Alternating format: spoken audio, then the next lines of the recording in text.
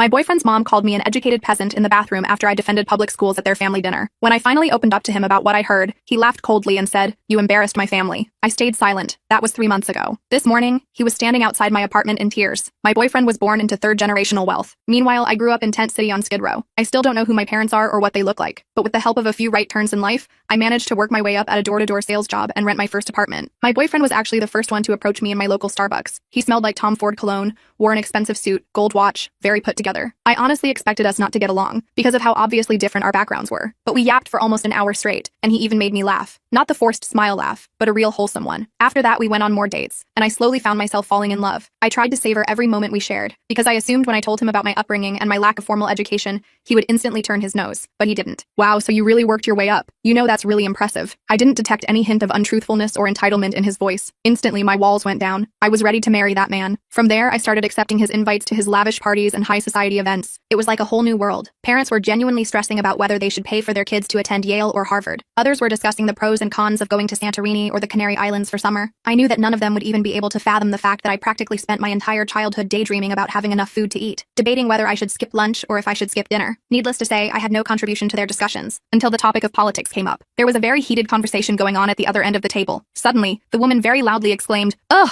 public schools shouldn't even exist. If you can't afford real education, then I don't see why you should even be allowed to be part of society." And instead of anyone calling her out on her BS, they started nodding their heads like it was the most reasonable opinion in the world, like it was something they had discussed hundreds of times before. I just bit my tongue. But then my boyfriend's mom said, "Right, like if you can't afford food, maybe that's nature's way of saying you shouldn't be here." I took a deep breath and said, "I mean, these are all great points, but don't you think some people just need extra help getting back on their feet?" The entire table went silent. I even heard a few audible gasps. My boyfriend looked wide-eyed and extremely shocked. I twirled my peas around my plate with my fork. "But I mean still, the poor should be kissing our feet and thanking us for all we do for them," I said, trying to save myself from being noticed as an outsider. Everyone immediately broke back into clamor about how much they hated anyone who wasn't them. I really thought it was a good save, until I excused myself to the bathroom and closed the stall door. That's when my boyfriend's mother and sister walked in. "Did you hear what William's girlfriend said?" "Ugh, don't get me started," his mom replied. "He had warned us that she was from the gutter, but I didn't know she was an educated peasant too. I hope he realizes that she's nothing but a poverty project soon and dumps her." I stopped listening after that. I still don't know if they knew I was in the stall, but I was humiliated. As soon as they left, I called for an Uber home. The last thing I wanted was to face his family again, but I didn't break up with my boyfriend. In fact, I never told William about what I'd heard, because he made me think that he loved me. So now I was going to make him think that I still loved him. From there, I showed up to every single event. I learned everything I could about networking and the ropes of high society. Soon I became the #1 seller of my door-to-door sales job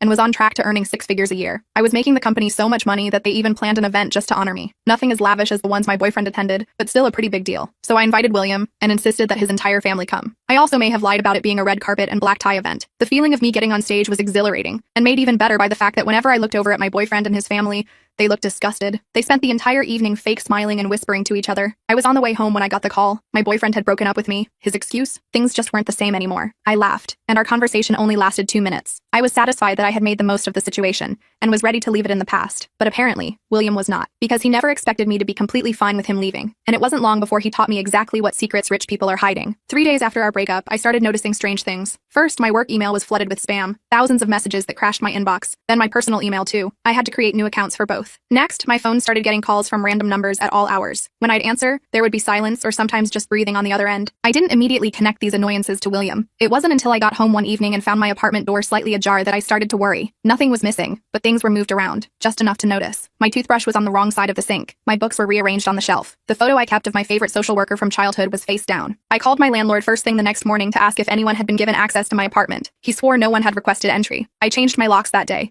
paying out of pocket since the landlord insisted there hadn't been a break-in. That weekend, I was grocery shopping when I ran into Rebecca, one of William's cousins. She'd always been a little nicer than the rest of his family, occasionally making actual conversation with me at events. She looked surprised to see me. "Oh, hi there," she said, clearly uncomfortable. "I heard about you and William. I'm sorry it didn't work out." I shrugged. "These things happen." She hesitated, then lowered her voice. "Look, I probably shouldn't tell you this, but William's been saying some things about you. Weird things." My stomach dropped. "What kind of things?" "He's telling everyone you're unstable, that you've been harassing him since the breakup, that you're obsessed with his family's money and threatened to make up stories about them if he left you." She looked around nervously. "He showed people texts from you that were pretty disturbing." "What texts?" "I haven't texted him at all since we broke up." Rebecca looked confused. "Really?" "He showed everyone these long, rambling messages, threatening to expose family secrets or something." I pulled out my phone and showed her my text history with William. The last message was from him, saying, "Take care of yourself," after our breakup call. Nothing from me. "That's strange," Rebecca said. "The texts he showed us came from your number." I felt sick. Someone was sending texts pretending to be me. And the family secrets thing. I didn't even know any family secrets. What was William playing at? I thanked Rebecca for the warning and finished my shopping in a daze. When I got home, I checked all my social media accounts. Everything seemed normal until I looked at my Facebook page from a friend's account. There were posts I hadn't made, weird, rambling statuses about wealth inequality and eating the rich, posts tagging William's family members with vague accusations. I immediately changed all my passwords and set up two-factor authentication. I deleted the fake posts and locked down my privacy settings. Then I called my cell provider to see if anyone could be spoofing my number. They weren't very helpful, but suggested I change my number as a precaution. The next day at work, my boss called me into his office. He looked uncomfortable, fidgeting with a pen on his desk. "We've received some concerning information," he started. "A complaint about your conduct outside of work hours." I felt my heart rate spike. "What complaint?" He slid a printout across the desk. It was an email from an anonymous source claiming I was using company resources to stalk a former boyfriend and his family, that I was mentally unstable and potentially dangerous. There were screenshots of those fake Facebook posts attached. "This isn't true," I said, my voice steady despite my racing heart. "Someone is trying to sabotage me. I can prove those posts weren't from me." My boss looked relieved. "I didn't think it sounded like you, but we had to take it seriously." I spent my lunch break documenting everything that had happened since the breakup. The spam emails, the strange calls, the apartment intrusion, the fake social media posts. I wasn't sure what William was trying to accomplish, but it was starting to affect my life in real ways. That evening, I got a call from an unknown number. Against my better judgment, I answered it. "Hello? You should have just walked away." It was William's voice, cold and unfamiliar. "What are you talking about? You embarrassed my family, made us look foolish in front of your colleagues." He said the word like he was talking about cockroaches. "Now you're spreading lies about us." "I haven't said anything about your family to anyone," I replied, trying to keep my voice calm. "But someone's pretending to be me online and sending fake texts from my number." He laughed, a short, humorless sound. "You really think anyone will believe that? My family has a reputation to protect. We take care of problems before they become public. Are you threatening me? I'm giving you a friendly warning. Stop whatever game you're playing or things will get worse for you." He hung up before I could respond. I immediately recorded everything I could remember about the conversation in my notes app. Then I called Joshua, a guy from work who used to be a tech support specialist. I explained the situation without mentioning William's name, just saying an ex was harassing me. "Sounds like you've got a stalker situation," Joshua said. "You need to document everything, and you might want to consider getting a cheap security camera for your apartment." I took his advice and ordered a basic camera system that connected to my phone. It wasn't fancy, but it would at least tell me if someone was entering my apartment when I wasn't there. The next morning, I woke up to find my car had been keyed overnight. Long, deep scratches ran down both sides. The word liar was carved into the hood. I took pictures and filed a police report, but without witnesses or security footage, there wasn't much they could do. I was starting to feel like I was in some kind of psychological thriller. William had seemed so normal, so kind during our relationship. How had I missed this side of him? Or had the breakup triggered something? Either way, I needed to protect myself. I started varying my routines, taking different routes to work, shopping at different stores, even changing up the times I'd leave my apartment. I kept detailed records of every strange occurrence. I set up the security cameras in my apartment and checked the footage obsessively. A week went by with no new incidents. I started to relax a little, thinking maybe William had moved on. Then I got a call from my landlord. "I've received a complaint about you," he said, "from several other tenants. They're saying you're having loud arguments in the middle of the night, that you're threatening someone." "That's not true," I said. "I live alone. I'm not having arguments with anyone." "Well, I've got 3 separate complaints. They're saying they can hear you screaming at someone about money and family secrets." I felt a chill run down my spine. "Can you tell me which neighbors complained?" He named 3 apartments, none of which were adjacent to mine. In fact, they were all on different floors. There's no way they could have heard anything from my apartment, even if I had been screaming. "I think someone is trying to cause problems for me," I told him. "I've been having issues with an ex-boyfriend. He might be behind these fake complaints." My landlord sounded skeptical, but agreed to hold off on any action for now. I thanked him and immediately checked my security camera footage. Nothing unusual in my apartment, but this was escalating. William was trying to get me evicted. I needed help. I called Donna, the social worker who had helped me the most when I was younger. She'd kept in touch over the years, checking in occasionally to see how I was doing. I explained the situation, and she listened without judgment. "This sounds like a classic case of stalking and harassment," she said. "Have you considered getting a restraining order?" I hadn't, mostly because I wasn't sure if I had enough evidence. But Donna encouraged me to at least consult with a lawyer. She recommended a legal aid clinic that offered free consultations. The next day, I met with a lawyer named Kimberly at the clinic. She reviewed all my documentation and frowned. "You've got a pattern of harassment here, but it's sophisticated. The spoofed texts, the fake social media posts, those are hard to prove weren't actually you. And the apartment intrusion without anything stolen makes it difficult to file charges. So there's nothing I can do?" I felt defeated. "I didn't say that," Kimberly replied. "We can still file for a restraining order, and I think you should consider setting up some kind of trap to catch him in the act." She explained that if I could get evidence of William or someone working for him actively harassing me, we'd have a much stronger case. She suggested setting up additional cameras outside my apartment and possibly having a friend stay with me to witness any strange occurrences. I didn't have many friends close enough to ask for this kind of help, but I did have coworkers who respected me. I approached Thomas, explaining that I was having trouble with an ex who was harassing me. I asked if he'd be willing to help me document any strange incidents. He agreed without hesitation. That weekend,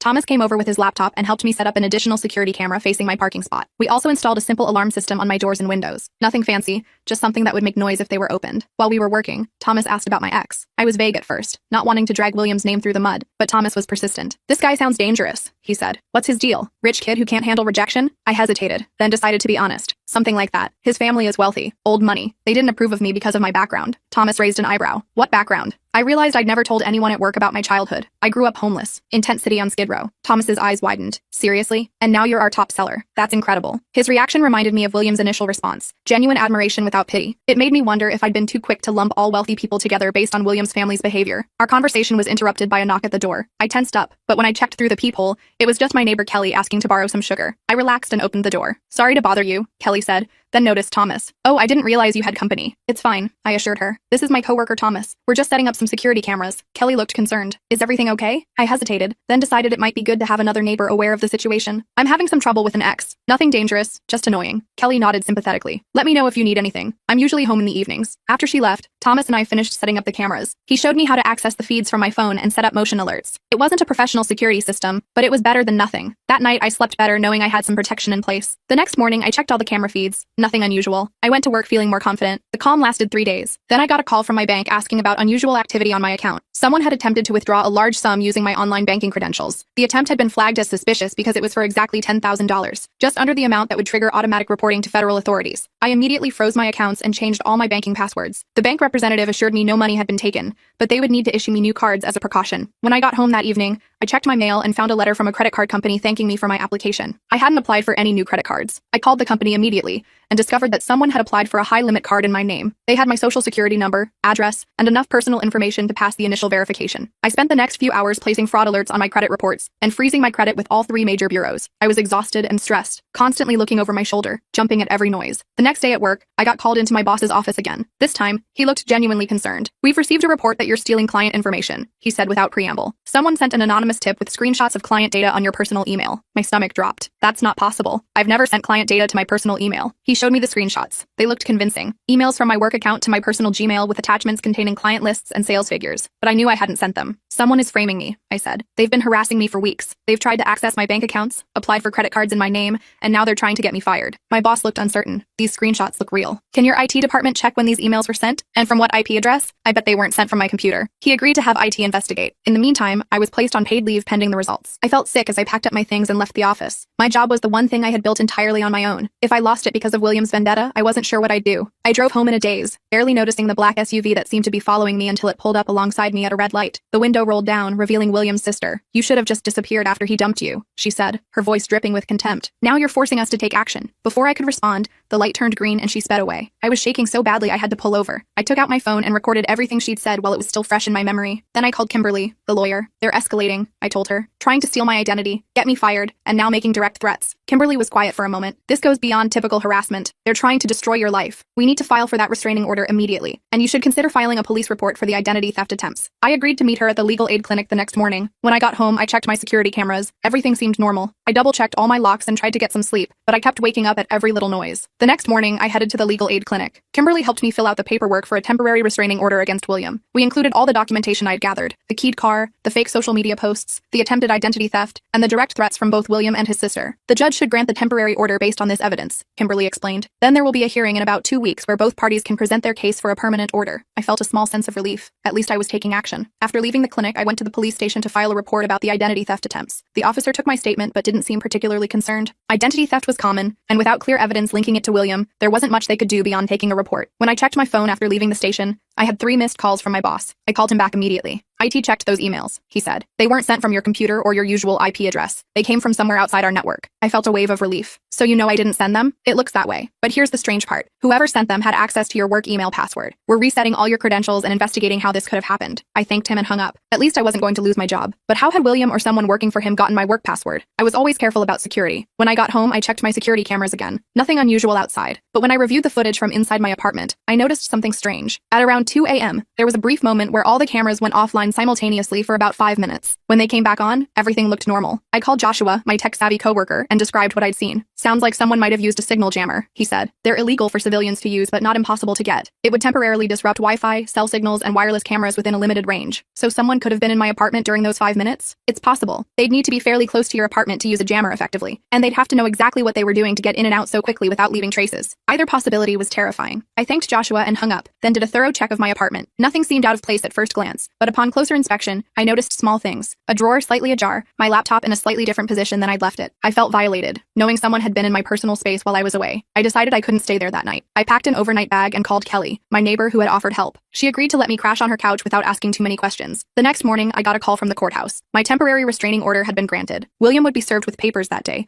ordering him to stay at least 100 yards away from me, my home, and my workplace. He was also prohibited from contacting me directly or through third parties. I felt a small victory, but I knew a piece of paper wouldn't necessarily stop him if he was determined to continue harassing me. Still, it was something. Legal recognition that what was happening to me was wrong and needed to stop. I returned to my apartment to get ready for work, checking all my security cameras first to make sure everything looked normal. As I was getting dressed, my phone buzzed with a text from an unknown number. A restraining order? Really? You have no idea who you're dealing with. I took a screenshot and forwarded it to Kimberly. This was a direct violation of the restraining order, and we needed to document it. At work, things were tense. Word had gotten around about my temporary leave and the investigation. Some coworkers were supportive, but others seemed wary, like they weren't sure what to believe. I tried to focus on my job, but it was hard to concentrate knowing that William was escalating his harassment. During my lunch break, I got a call from Kimberly. The hearing for the permanent restraining order is set for next Friday, she told me. But I'm concerned about this text you received. It shows he has no intention of respecting the temporary order. What can we do about it? Document everything. Any violation of the restraining order strengthens our case for the permanent one, and it could potentially lead to criminal charges if he continues. I thanked her and hung up. As I was walking back to my desk, my phone buzzed with an email notification. It was from William's mother, sent to both my personal and work emails, as well as CC'd to several of my coworkers and my boss. The subject line read, "The truth about your star employee." The email itself was a long, detailed account of my background, not just my homelessness, but embellished with claims that I'd been involved in substances and prostitution, that I'd manipulated William, trying to extort money from his family, that I was mentally unstable and dangerous. I felt like I'd been punched in the stomach. My coworkers were already opening the email, their expressions changing as they read it. Some looked at me with confusion, others with disgust. My boss called me into his office immediately. He looked uncomfortable as he showed me the email on his screen. "I assume none of this is true?" he asked. "The part about me growing up homeless is true," I admitted. "The rest is completely fabricated. This woman is the mother of my ex-boyfriend. His family is harassing me because I broke up with him." My boss raised an eyebrow. "You broke up with him? Because he's telling people you became obsessed after he ended things." I pulled out my phone and showed him the text history with William, including his breakup message. He ended it, but I was fine with that. I've been documenting their harassment campaign against me. I just got a temporary restraining order against him yesterday. My boss seemed to believe me, but the damage was already done. The email had gone to everyone in the office. My personal history, though distorted,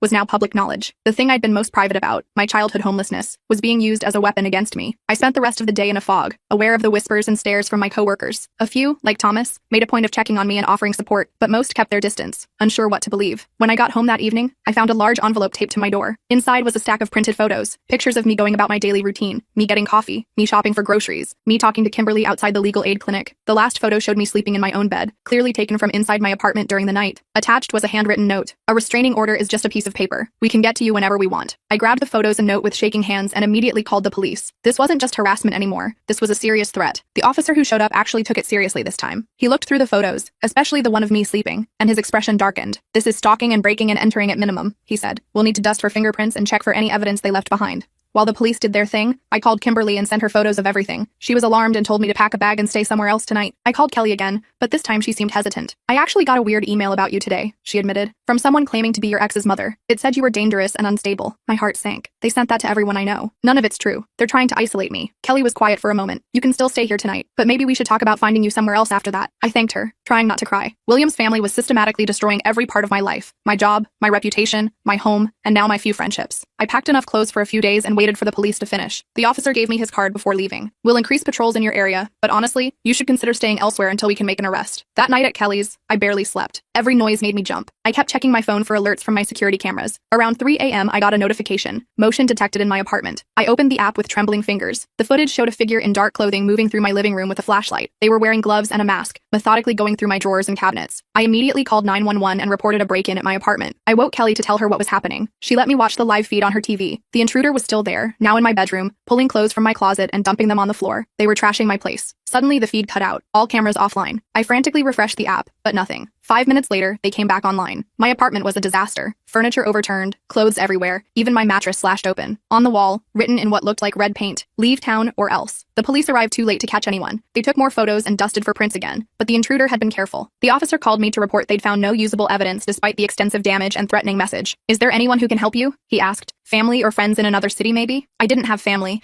and my friends were limited to coworkers and neighbors, all of whom had received that email painting me as unstable and dangerous. I felt completely alone. The next morning, I went to work despite everything. I needed normalcy, and I couldn't let William's family win by hiding. My boss called me into his office first thing. "I've been getting calls from clients," he said, looking uncomfortable. Someone's been contacting them directly, telling them you've been fired for stealing client information and that they should take their business elsewhere. I felt sick. I haven't contacted any clients. I know, but the damage is being done. We've lost 3 accounts already. He sighed heavily. I don't want to do this, but I need to put you on paid leave until the situation resolves, for the company's sake. I understood his position, but it still felt like another victory for William. I cleared out my desk while avoiding eye contact with my coworkers. Thomas stopped me on my way out. This is bullshit, he said. Everyone knows you're being set up. I appreciated his support, but everyone clearly didn't include the clients who were pulling their business or my boss who'd just suspended me. I thanked Thomas and headed to my car. As I was driving home, I noticed a black SUV following me, the same one William's sister had been in. I took a detour, driving to the police station instead of my apartment. The SUV didn't follow me into the parking lot. I reported the stalking to the same officer who'd taken my previous reports. He seemed genuinely concerned now. This is escalating quickly, he said. Have you considered leaving town for a while, just until we can build a case? I had nowhere to go and limited funds. My job was on hold, my apartment wasn't safe, and my reputation was in tatters. William's family was winning. I checked into a cheap motel using cash, not wanting to leave an electronic trail. I spent the night researching my options. The hearing for the permanent restraining order was still a week away. I needed to survive until then, and gather enough evidence to convince the judge. The next morning, I got a call from an unknown number. Against my better judgment, I answered it. Is this about the job posting? A woman asked. I was confused. What job posting? The nanny position. Your ad said you needed someone to start immediately. I have references. I felt a chill. I didn't post any job ads. Can you tell me where you saw this? She directed me to a Craigslist posting. Someone had created an ad in my name, using my phone number, claiming I was looking for a live-in nanny for my 3 young children. The ad included my address and suggested applicants just stop by anytime, if they couldn't reach me by phone. I immediately contacted Craigslist to have the ad removed, but the damage was done. My phone kept ringing with calls from potential nannies. Some became angry when I explained there was no job,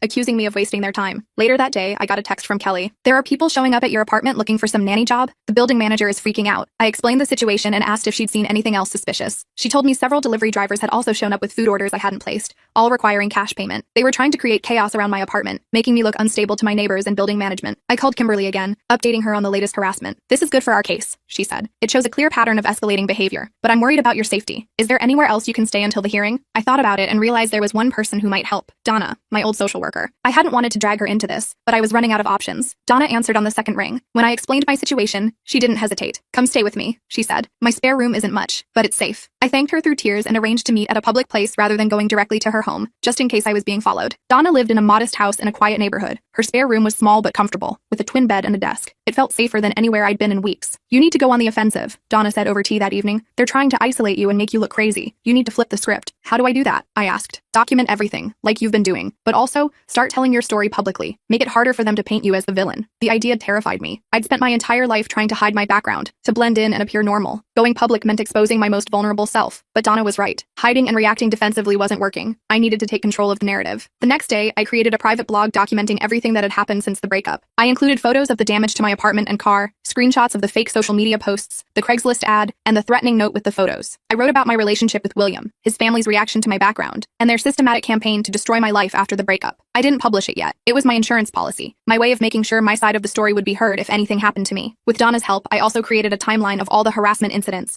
organizing my evidence for the restraining order hearing. We worked on it for hours, making sure everything was clear and well documented. 2 days before the hearing, I got a call from Thomas. You need to come to the office, he said, his voice urgent. There's something you should see. I was hesitant to go back after being put on leave, but Thomas insisted it was important. When I arrived, he led me to the IT department where a guy named Timothy was waiting. I've been looking into how someone accessed your work email, Timothy explained. They used a program to crack your password, but they made a mistake. They tested their access from an IP address that wasn't masked. He showed me the logs on his screen. This IP address accessed your account multiple times before the fake emails were sent. I traced it to a home internet account registered to William's father. I felt a surge of hope. Can you document this for me? It's evidence for my restraining order hearing. Timothy nodded. Already done. And there's more. The company's getting ready to sue whoever's behind this. Those lost client accounts are costing us money. I left the office with printed copies of Timothy's findings and a statement from the IT department confirming I hadn't sent the emails. It was the first solid evidence directly linking William's family to the harassment. The day of the hearing arrived. I dressed in my most professional outfit and met Kimberly outside the courthouse. William was there with his parents and a lawyer who looked like he charged more per hour than I made in a week. The hearing was tense. William's lawyer painted me as an unstable gold digger who couldn't accept being dumped. He showed the judge the fake texts and social media posts, claiming they proved my obsession with William's family. When it was our turn, Kimberly methodically presented our evidence. The IT department's report proving William's father had accessed my work email. The police reports about the break-ins. The photos of me sleeping in my own bed, clearly taken without my knowledge or consent. The timeline of escalating harassment. William's family looked increasingly uncomfortable as Kimberly laid out the evidence. Their lawyer tried to object several times, but the judge overruled him. The turning point came when Kimberly called Thomas as a witness. He testified about the work events, confirming that William had broken up with me immediately after I'd been honored at my company. He described how I'd remained professional and hadn't discussed William or his family with coworkers until the harassment began. The judge listened carefully to both sides. When the presentations were finished, she looked directly at William. Based on the evidence presented, I'm granting a permanent restraining order against the respondent. Mr. William is ordered to stay at least 500 yards away from the petitioner, her home,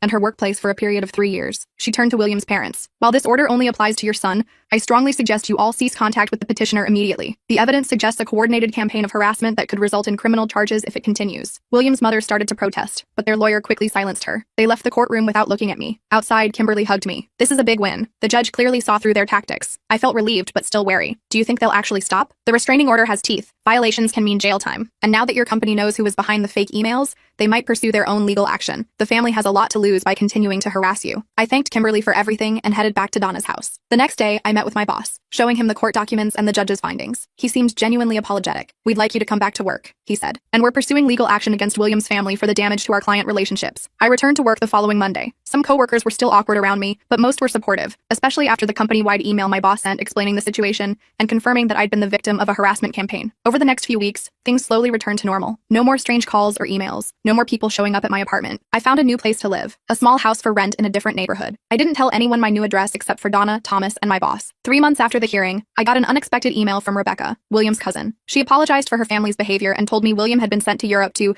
manage some family investments, basically exiled until the scandal blew over. His parents are terrified of a lawsuit from your company, she wrote. They've realized they picked the wrong person to mess with. I smiled at that. The homeless girl from Skid Row had stood up to a wealthy family and won. Not because I had money or connections, but because I documented everything and refused to be intimidated. I never heard from William or his family again. My company not only took me back but promoted me 6 months later. I used my increased salary to start taking night classes at the local community college.